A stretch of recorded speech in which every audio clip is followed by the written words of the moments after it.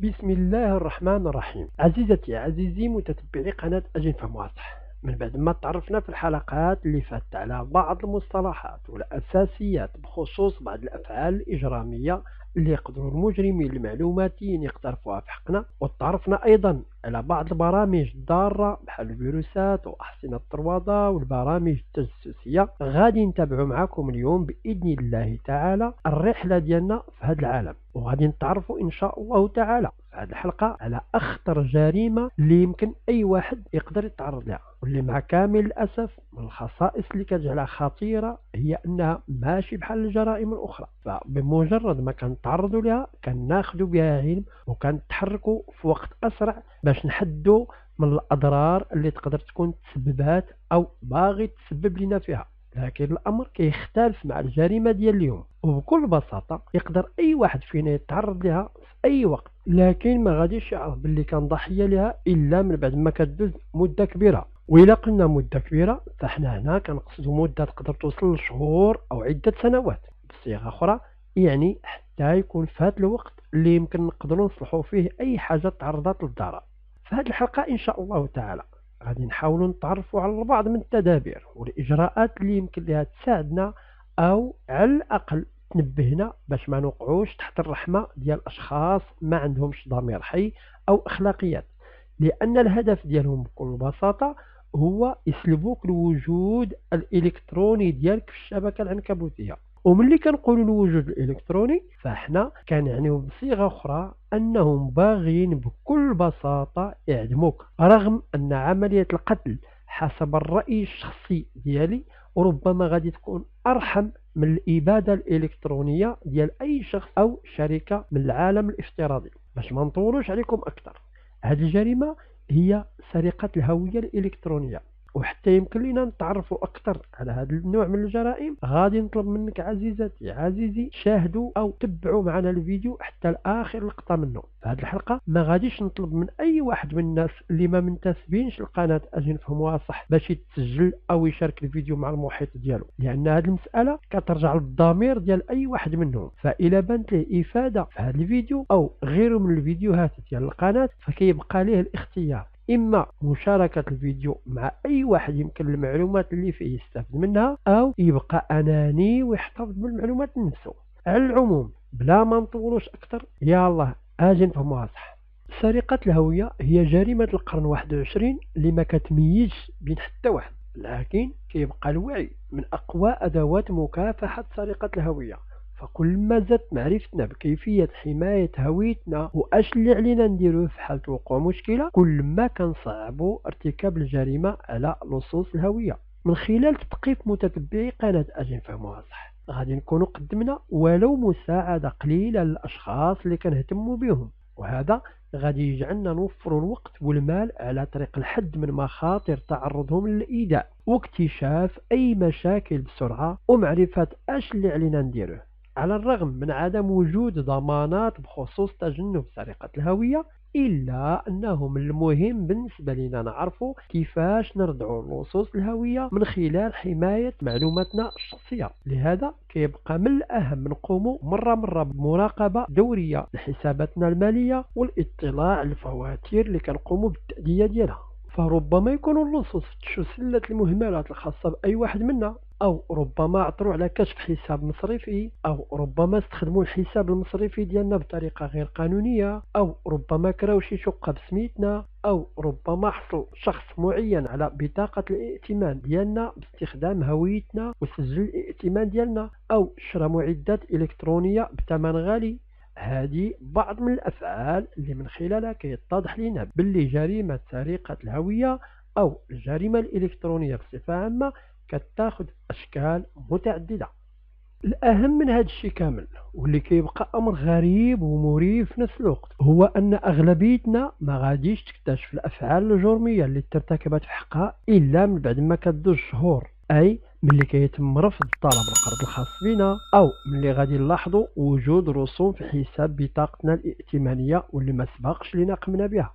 سرقة الهوية كتعتبر جرم خطير كيخلي ضحاياها ينفقوا أموال طائلة وعشرات الساعات باش يرجعوا الأمور كيف ما كانت من قبل.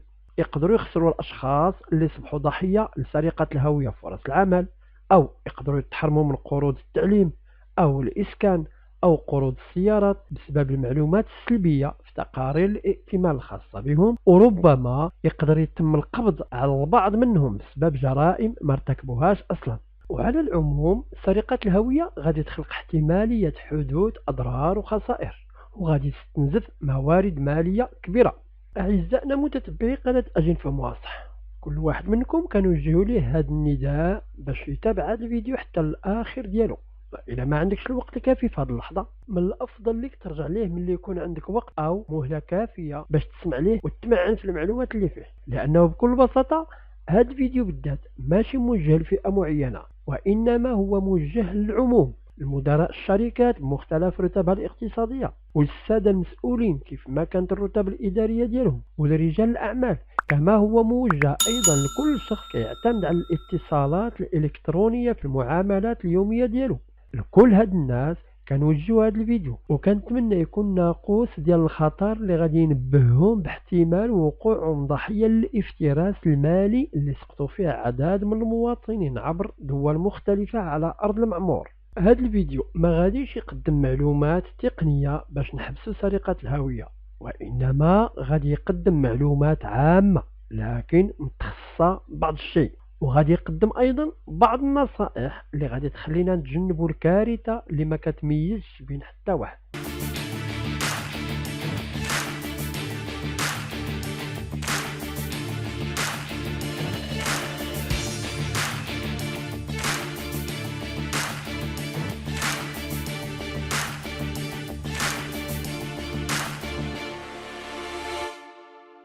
المقدمه: مع الانترنت أصبحت دروك المجتمعات الحديثة مرتبطة أكثر من أي وقت فات، لكن هذا الترابط سهل بعض الأمور، ومن بين أقل هذه الأمور واللي كتسبب فروع من حيث النتائج اللي كتخلف من وراها كنلقاو سرقة الهوية اللي أصبحت أسهل بكثير من هذا الشيء اللي فات، إلا أنه يمكن لمعرفة طريقة حدوث أو وقوع سرقة الهوية تساعدنا نحصلوا على فهم أفضل وأحسن المعلومات اللي غادي نحتاجوها باش نحميو نفوسنا.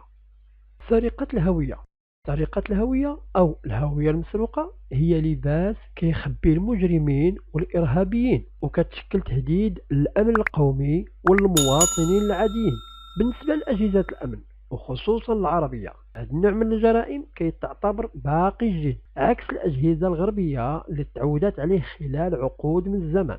التهديد اللي كتواجه البشرية بخصوص هذا النوع من الإجرام أصبح معروف أكثر من اللي فات، كما أن الحيل اللي كيتم الاعتماد عليها في ارتكاب هذا النوع من الإجرام أصبحت معقدة أكثر، وخصوصا أمام انفتاح العنصر الأكبر والأوسع واللي هو الإنترنت. أشنو هي سرقة الهوية؟ سرقة الهوية هي عملية كتكون من جوج الخطوات. الخطوة الأولى ملي كيقوم شخص معين بسرقة المعلومات الشخصية ديالك. الخطوة الثانية ملي كيستخدم ذاك الشخص هذه المعلومات باش ينتحل الهوية ديالك.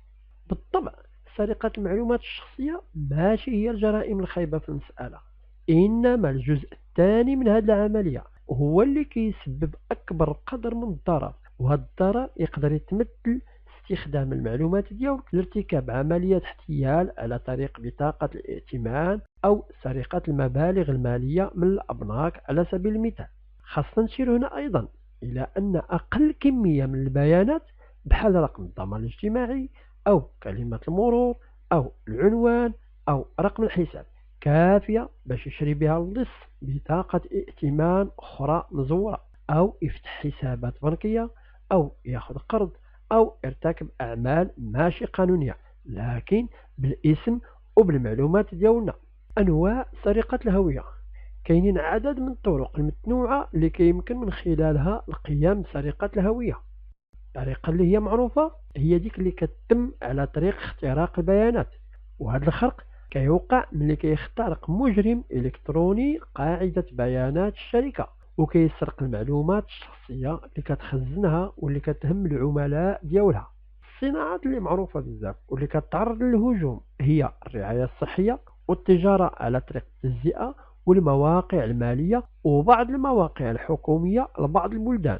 هاد الأنواع من اختراق البيانات كتكون عندها شعبية كبيرة، لأن مجرمي الإنترنت يمكن لهم يحصلوا على كميات هائلة من المعلومات الشخصية الخاصة بالمئات أو بالملايين الأشخاص، بحال الأسماء الكاملة وأرقام الضمان الاجتماعي ومعلومات التأمين الصحي والمزيد منها، واللي يقدر يحصلوا عليها كلها خلال عملية اختراق وحدة. كذلك كاين عمليات خداع من نفس الطراز، إنما هي أصغر من الأنواع اللي ذكرنا، وكتهدف هذه العمليات لسرقة المعلومات الشخصية للفرد. أيضا كتعتبر التصيد الاحتيالي الطريقة اللي هي معروفة أكثر لمحاولة خداع المستخدمين لإفشاء المعلومات الحساسة ديالهم، إما على طريق خداعهم باش يخدموها بنفسهم، أو على طريق خداعهم باش يثبتوا يعني ينستاليو برامج ضارة اللي غادي تسرق البيانات بشكل تلقائي من جهاز الكمبيوتر الخاص بهم. كيفاش نبلغوا على سرقة الهوية؟ إذا كنت لا قدر الله ضحية لسرقة الهوية فعندك عدد من الطرق باش تبلغ عليها. أول خطوة كيتعين عليك تقوم بها هي إبلاغ الشرطة بالسرقة أو بالخرق، ثم ربط الاتصال بالإدارة أو المؤسسة اللي سلمت في الوثيقة موضوع اختراق بياناتها. كما كيمكن لك أيضا التواصل مع المؤسسة أو الشركة على طريق الموقع الخاص بها باش تعمر النموذج الخاص اللي كتوضع رهن إشارة العملاء ديالها لهذا الغرض. كيفاش نمنعوا سرقة الهوية؟ الوقاية هي أفضل إجراء يمكن لك تاخده باش تحمي راسك من هذا التهديد. يمكن لك المساعدة في منع سرقة الهوية من خلال تثقيف نفسك. مجرد المتابعة ديالك لقناة أجن فهموها صح غادي تتعرف على كل ما كيتعلق بسرقة الهوية والتكتيكات اللي كيستخدموها مجرمو الانترنت، وكذلك غادي نتعلموا ايضا طريقة مراقبة الرصيد البنكي وغيره من باقي الامور اللي كتدخل في اطار الحياة الشخصية الرقمية الخاصة بك. علامات تحذيرية لسرقة الهوية: شبكة عالم الانترنت المظلم او الدارك ويب كتعرف طلبات هائلة بخصوص الحصول على المعلومات الشخصية اللي يمكن استخدامها لسرقة الهوية وغيرها من باقي الأنواع المختلفة من الجرائم الإلكترونية.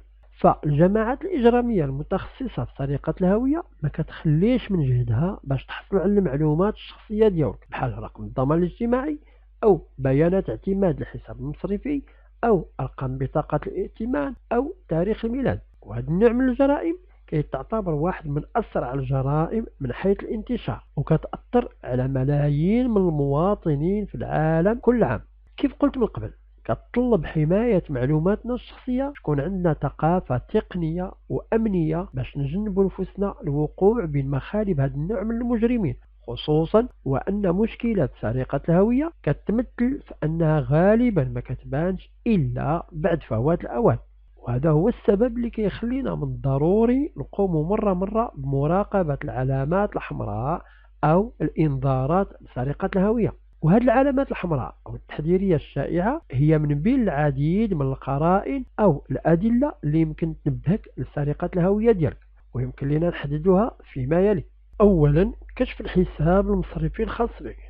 فأي اختلاف مهما بان لك بسيط في ملخص حسابك المصرفي يمكن يكون علامة حمراء أو إنذار على أنك ضحية لسرقة الهوية المالية. كيتوجب عليك التحقق من الحساب بانتظام، سواء على طريق الانترنت أو على طريق الاتصال بشكل فوري بالمصرف اللي كتعامل معه، خصوصا إذا لاحظت أي عمليات سحب غير عادية أو رسوم مشبوهة. إذا كان عند أي شخص حق الوصول غير مصرح به لحسابك المصرفي فمن الأحسن تسد هذا الحساب وتفتح حساب جديد. غادي تحتاج أيضا العمل مع البنك باش تحل المعاملات الاحتيالية. ثانيا، إذا لاحظت نشاط غير مألوف وغير مصرح به في بطاقة الائتمان أو تقرير الائتمان الخاص بك فهذه علامة أخرى على أنك تقدر تكون ضحية لسرقة الهوية المالية ديالك. ثالثا، إذا ضاعت منك الفواتير الخاصة بك أو أصبحت كتلقى فواتير غير مألوفة فهذه علامة على أنك تقدر تكون ضحية لسرقة الهوية المالية ديالك، لأنه في بعض الأحيان كيسرقوا بعض المجرمين بريد الضحية ديالهم على طريق تغيير العنوان البريدي الخاص بهم. وبهذه الطريقة يمكن للمجرمين من بعد ما يجمعوا المعلومات من البريد ديالك وتجميعها كلها يفتحوا حسابات جديدة بالاسم ديالك. بالإضافة للحصول على بطاقة ائتمان بالاسم ديالك يقدروا لصوص الهوية يستخدموا المعلومات الشخصية ديالك بطريقة احتيالية باش يشريو السلع بالاسم ديالك، أو ترقية الخدمات الإلكترونية على الحسابات الحالية باش يستخدموها لصالحهم. من المهم لك أيضا باش تتبع جميع الفواتير والمراسلات المصرفية بحال تحتاجيتي لمعالجة هذه الرسوم الاحتيالية. كانت هذه بعض العلامات التحذيرية المعروفة واللي يقدر يتعرض لها أي شخص، لكن كيتوجب التذكير بأن العلامات التحذيرية كتبقى متعددة ومتجددة مع تطور التقنيات اللي كيستعنوا بها المجرمون في الفضاء الرقمي. اش غادي يديروا لصوص الهوية بالمعلومات ديالك؟ فحال توصلوا لصوص الهوية للمعلومات الشخصية ديالك سواء على طريق خرق البيانات أو على طريق وسائل أخرى، فالهوية ديالك وأموالك وسمعتك كلها غادي تتعرض للخطر. يمكن يرتكبوا لصوص الهوية الاحتيال على طريق القيام بكل هذا الشيء اللي ذكرناه من قبل. في بعض الأحيان يقدر يتمكن المجرم باش يعطي سميتك للشرطة أثناء الاعتقال، لهذا وباش ما تكونش ضحية افتراس من طرف هذا النوع من المجرمين، وبصفتك انت خط الدفاع الأول ضد لصوص الهوية كيتوجب عليك الحفاظ على أمن وسلامة المعلومات الخاصة بك. إلا وقعت معلومة من المعلومات اللي سبق وذكرنا في الدين لصوص الهوية، فكيتعين عليك تحل المشكلة والاتصال بالأجهزة الأمنية المختصة باش تثبت باللي الهوية ديالك تم استخدامها على غير الحقيقة ديالها بعد ما سقطت في يد المجرم. في بعض الأحيان ما غاديش يكتشفوا الأشخاص اللي تم الاختراق هويتهم علامات سرقة الهوية في نفس الحين، لأنه من الممكن تدوز شهور أو سنوات بلا ما يعرفوا باللي كاين شخص كيضر بالسمعة الائتمانية أو المالية ديالهم، وهذا هو أحد الأسباب اللي كيجعل تفكيرك في حل أمان رقمي يساعد في حماية الأجهزة والاتصالات ديالك في الانترنت والهوية ديالك أمر ذكي. يقدر يكون تنظيف الفوضى اللي كيخليها سارق الهوية من وراء أمر صعيب، لهذا فالاكتشاف المبكر لعلامات التحذير من خلال مراقبة الحسابات والفواتير الخاصة بك وتقارير الائتمان ويقدر يساعدك في حماية الهوية والأموال ديالك. كيفاش كتوقع سرقة الهوية؟ يقدروا يوصلوا لصوص الهوية للمعلومات الشخصية ديالك بطرق مختلفة، وهذه بعض الأمثلة. التصيد: مجرمو الانترنت كيرسلوا رسائل بريد الكتروني او نصوص احتياليه تقدر تبان عاديه، وهذه الرسائل الالكترونيه او النصوص كتضمن روابط خاصه بالتنزيل او تيليشارجمون ديال البرامج الضاره، ويقدر يكون البرنامج قادر باش يستغل البيانات الخاصه بك ويحصل على المعلومات الشخصيه ديالك ويرسلها للكمبيوتر بعيد، وهذه المعلومات هي اللي غادي يستخدموها مجرمو الانترنت باش يرتكبوا سرقة الهوية ديالك أو يبيعوها على شبكات الانترنت المظلمة. لهذا فعدم فتح رسائل البريد الإلكتروني المشبوهة أو النقر على الروابط أو التنزيل ديال البرامج المجهولة المصدر غادي تكون أحسن فكرة. القراءة السريعة: كتوقع عمليات سحب بطاقة الائتمان أو أجهزة الصراف ملي كيقوموا المجرمين باستبدال أجهزة قراءة البطاقات بأجهزة مزورة عند نقاط البيع بحال مثلا محلات البقالة أو المقاهي أو محطة البنزين أو أجهزة الصراف الآلي. فهذا الجهاز المزور أو سكيمر كيلتقط البيانات الموجودة على الشرائط المغناطيسية لبطاقة الائتمان وكيدوز القارئ بطاقة الائتمان. في بعض الأحيان كيتم إعداد كاميرا صغيرة باش تلتقط عناصر بحال الرموز البريدية أو أرقام التعريف الشخصية لأجهزة الصراف الآلي. باستخدام معلومات بحال أرقام بطاقة الائتمان أو الرموز البريدية أو أرقام التعريف الشخصية لأجهزة الصراف الآلي يقدروا يتمكنوا المجرمين من إجراء عمليات شراء بطرق احتيالية أو سحب النقود باسم صاحب الحساب. اختراق شبكة الويفي: بعض اتصالات الويفي العامة كتكون ما مشفراش أي ما محمياش، وهذا يقدر يعطي للمجرمين فرصة باش يتجسسوا على البيانات اللي كتنتقل من أو الجهاز ديالك. إذا كانت البرامج اللي موجودة في الجهاز ديالك فيها ثغرات أمنية، فهنا يقدروا يتمكنوا مجرمي الانترنت من إدخال برامج ضارة اللي غادي تساعدهم باش يوصلوا للبيانات ديالك. كما أن مجرمي الانترنت في بعض الأحيان يقدروا يخلقوا نقاط اتصال ويفي مزورة وبأسماء كتبان باللي هي شبكة عادية، كما أنه يقدروا يتمكنوا لصوص الهوية باش يعرضوا أو يستغلوا المعلومات اللي كدوز على الشبكة. لهذا كيتوجب علينا باش ناخذوا الاحتياطات، واللي أقلها كيتمثل في استخدام VPN اللي كنبغيو نتصلوا بأي شبكات ويفي عامة، خاصة إذا كنا كندخلوا لحسابنا المصرفي أو كنجريو عملية شراء عبر الإنترنت أو أي عمل كنقوموا به على الشبكة العنكبوتية. البرامج الضارة يقدر يؤدي فتح المرفقات البريد الإلكتروني أو النقر في النافذة اللي كتبان لنا لخلق برامج ضارة على الكمبيوتر بشكل سري، واللي غادي تسمح للص من جميع كلمات المرور أو أرقام الحسابات الخاصة بنا. الحيل الهاتفية يقدر يتصل بنا أشخاص على الهاتف ويدعوا لنا بأنهما تابعين لشي بنك أو كيمثلوا مصلحة مالية، ويقدر يطلبوا منا المال. إذا تلقينا هذا النوع من المكالمات فما كيتعينش علينا نقدموا أي معلومات على طريق الهاتف، وعلى العكس من هذا غادي نسدوا المكالمات في الحين ثم نتواصلوا مع البنك أو المصالح اللي ادعى المتصل أنه كينتمي لها عبر البريد. اختراق البيانات.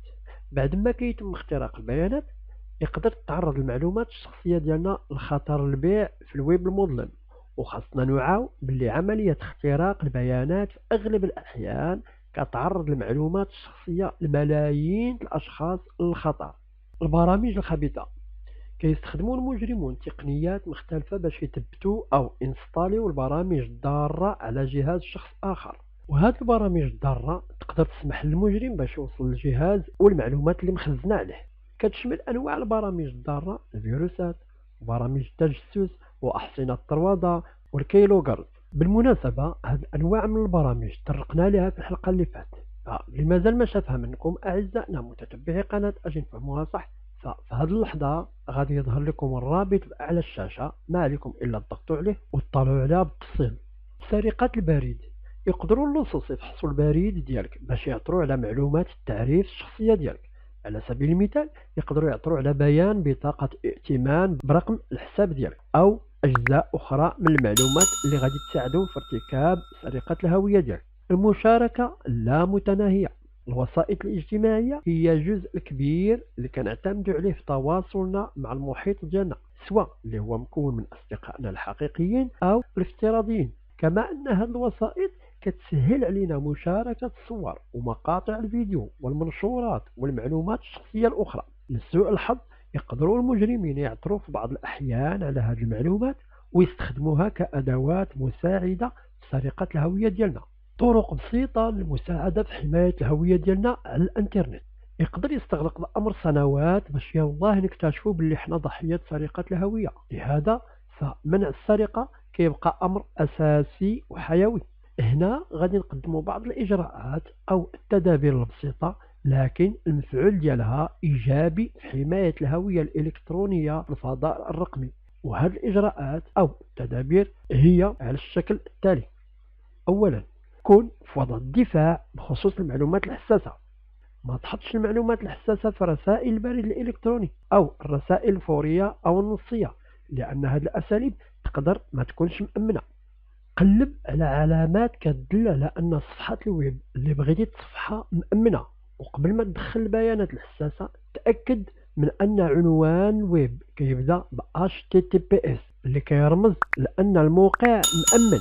كما أنه خاص يظهر قفل مسدود بجانب عنوان الرابط الإلكتروني، أو يقدر يكون القفل أيضا في الزاوية السفلية اليسرى من النافذة.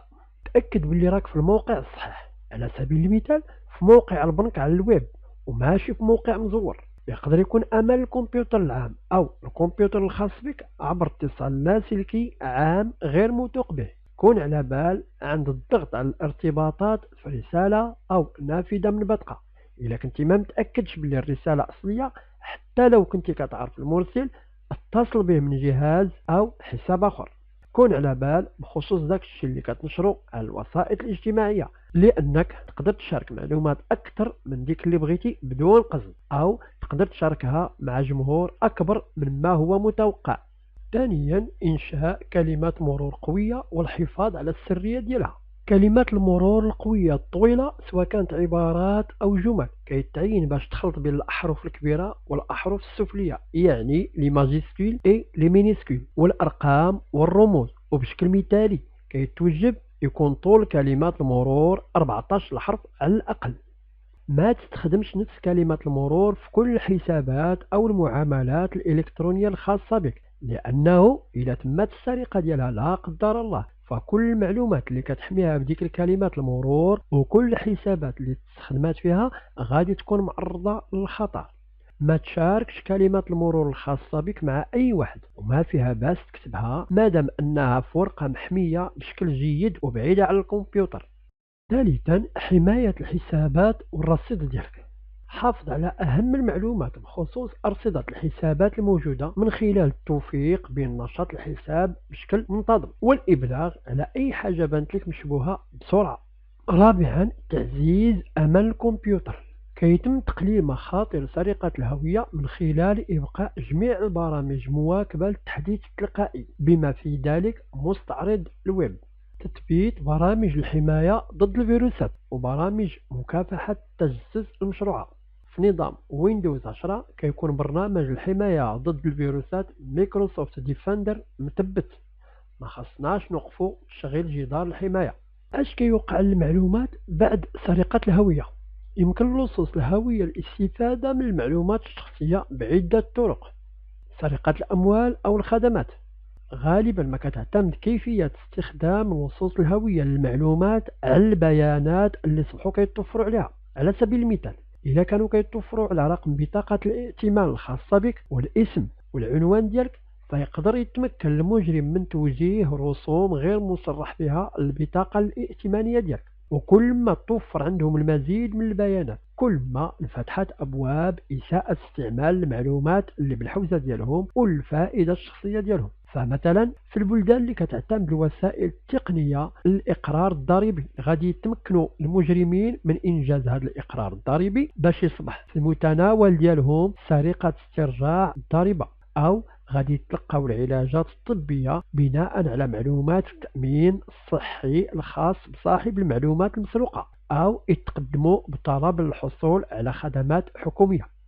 بيع المعلومات بسوق الانترنت المظلم، عدد من المعلومات المخترقة وبناء على أهميتها غادي تصبح معروضة أو مكشوفة في بعض الأحيان في سوق الويب المظلم، وهو فضاء ما كتمش الفهرسة ديالو بواسطة محركات البحث اللي كنستخدموها في حياتنا اليومية. في العادة كتباع أرقام الضمان الاجتماعي مقابل دولار واحد لكل واحد منها، كما أن رقم بطاقة الائتمان يقدر يوصل حتى 110 دولارات، فيما جواز السفر الأمريكي فكيتباع بمبلغ يقدر يوصل ل 2000 دولار حسب تقارير وكالة الإكسبيريان، وهي بالمناسبة شركة عالمية في مجال خدمات المعلومات. انتحال شخصيات الضحايا، يمكن لصوص الهوية على سبيل المثال يخلقوا أيضا حسابات في وسائط التواصل الاجتماعي مزورة بالاسم وبالبيانات ديالك، أو يستخدموا المعلومات ديالك باش يقوموا بعمليات مشبوهة والعديد من كل ما يمكن لك تخيلوا من خدمات على الشبكة العنكبوتية. غالبا كيستهدفوا المجرمون الأشخاص اللي عندهم معاملات وتاريخ ائتماني قوي وما عندهمش أي خلفية أو سوابق إجرامية.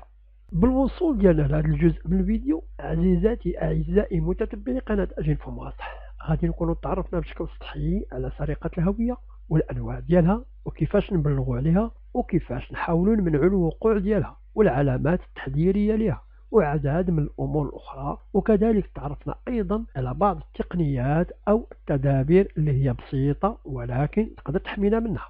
أعزائنا متتبعي قناة أجين فمواصح، تقريبا الجانب النظري من الجريمة المعلوماتية قربنا نساليوه، لكن من باب تشجيعاتكم لنا وخصوصا الناس اللي مازال ما تسجلوا معنا في القناة، غادي نعاودوا نخاطبوا فيهم الضمير الحي باش يقوموا بالتسجيل في القناة ويشاركوا المعلومات اللي فيها مع جميع أفراد المحيط ديالهم سواء الافتراضي أو الحقيقي. فالقناة كما هو معروف كتعالج كل حاجة عندها علاقة بالتحقيقات الجنائية، وهذا المجال إذا ما كناش نعرفوا فيه والو فهذا غادي يعني حقيقة واحدة، هي أننا غادي نبقاو دائما جاهلين أمور اللي تقدر تكون عندها علاقة حيوية إما بنا حنا أو بأي واحد من المعارف ديالنا. فأقل ما هو مطلوب منا هو نكون على علم وبينة بهذه الأمور اللي كتخلينا على بال، وفي نفس الوقت كتحمينا من الوقوع كضحايا لعدد من أصحاب الضمائر الميتة واللي ما عندهمش أخلاق. على العموم كنخبروك عزيزتي عزيزي متتبعي قناة أجل فهموها صح أيضا باللي هاد القناة بلا تشجيعات منكم ما غاديش توصل فين، كما أننا كنلتمس منكم أيضا التفاعل معها بالتعليقات والاقتراحات ديالكم. وحتى نتلاقاو في فيديو آخر ومعلومات أخرى في القناة ديالكم غادي نقولوا لكل واحد منكم أجل فهموها صح. سلام.